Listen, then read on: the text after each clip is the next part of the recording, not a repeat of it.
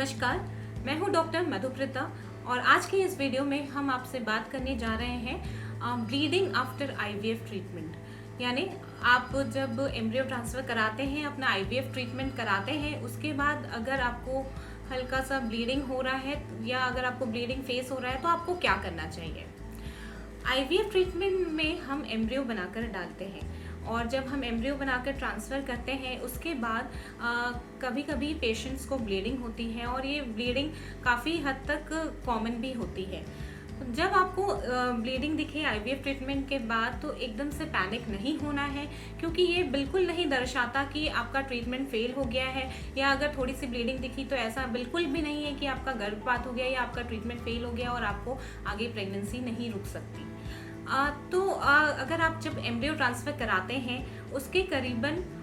15 से 16 दिन के बाद हम बीटा एचसीजी टेस्ट करते हैं और उस टेस्ट में हमको पता चलता है कि आईवीएफ ट्रीटमेंट का रिजल्ट क्या आया है। तो अगर आपको ब्लीडिंग हो रही है तो आज हम डिवाइड करेंगे बीटा एचसीजी टेस्ट आपने कराया है उसके पहले अगर ब्लीडिंग हो रही है, कि बीटा एचसीजी टेस्ट कराने के बाद रिजल्ट आने के बाद आपको पता चल रहा है कि आपको ब्लीडिंग हो रही है। अगर आपको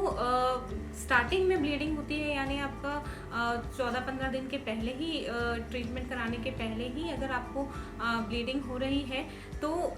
इसमें मुख्य कारण यह हो सकता है कि आपने समय रहते अपना मेडिसिन नहीं लिया है, समय रहते जो आपको प्रिस्क्राइब करते हैं ईस्ट्रोजन और प्रोजेस्टेरोन नाम के हार्मोन्स के टैबलेट्स, या अगर आपको इंजेक्शंस प्रिस्क्राइब कर रहे हैं डॉक्टर, तो सबसे महत्वपूर्ण होता है कि वह दवाई आप समय रहते लीजिए। आपका डोज मिस नहीं होना चाहिए और आपका डोज डिले भी नहीं होना चाहिए, क्योंकि आईवीएफ ट्रीटमेंट के बाद जब ट्रांसफ़र करते हैं तब उस समय हार्मोन्स का लेवल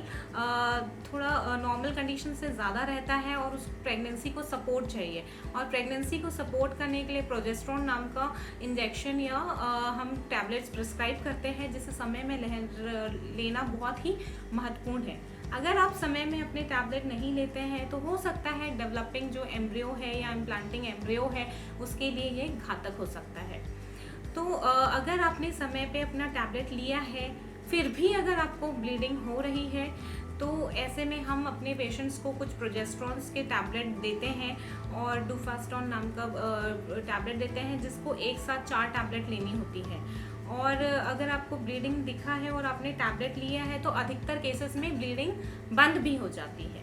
लेकिन अगर फिर भी अगर आपको थोड़ा सा ब्लीडिंग दिख रहा है तो आप अपने डॉक्टर के पास जाके मिल सकते हैं।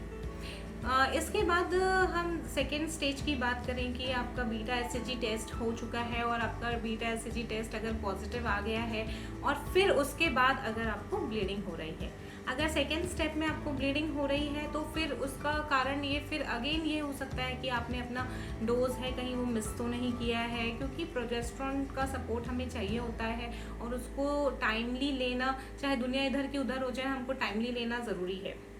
अगर आपने अपना डोज सही लिया है फिर भी ब्लीडिंग हो रहा है तो हो सकता है यह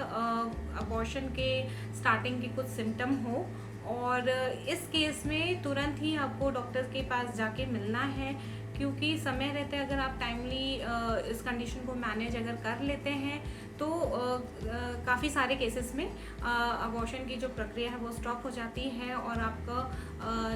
ट्रीटमेंट जो है आगे कैरी करने से आपका प्रेगनेंसी सपोर्ट हो सकता है। तो अगर आपको